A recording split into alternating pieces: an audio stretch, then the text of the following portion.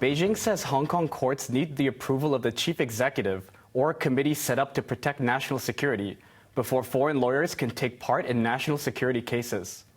Chief Executive John Lee welcomed the interpretation by the Standing Committee of the National People's Congress. Macy Mock reports.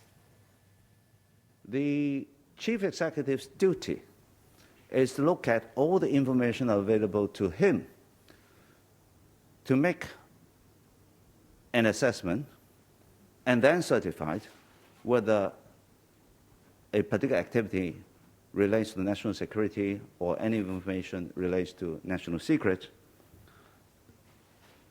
This is to deal with certification. And in any trial, the judge is to examine the evidence and the facts of the case to make his judgment independently.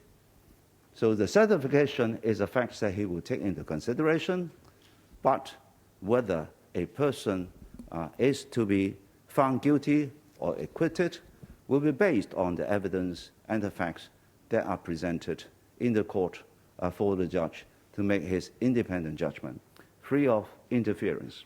Lee also stressed that judges will be independent.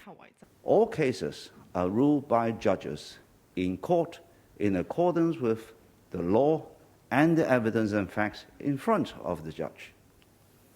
And each case, the defendant is fully represented by lawyers chosen by him who will be arguing the case on his behalf.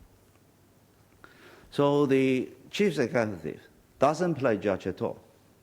So it is a wrong premise and it's a wrong interpretation. The government had asked Beijing to interpret the national security law on whether overseas lawyers without full licenses can represent clients in national security cases. The Standing Committee of the National People's Congress interpreted two articles. Article 14, dealing with the duties of the Committee for Safeguarding National Security, and Article 47, which states that Hong Kong courts have to obtain a certificate from the chief executive to certify whether evidence in a case involves state secrets. The Standing Committee said if the court did not ask or obtain the certificate, the Committee for Safeguarding National Security should make a judgment. The government asked for the interpretation after it tried to ban British barrister Tim Owen from appearing for media mogul Jimmy Lai in his forthcoming national security trial. Macy Mock, HKIBC. Hong Kong lawmakers have welcomed Beijing's interpretation.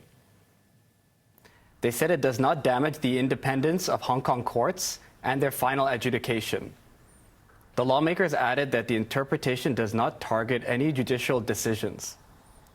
Legislative Council President Andrew Leung said the interpretation strengthened the responsibility of the Committee for Safeguarding National Security.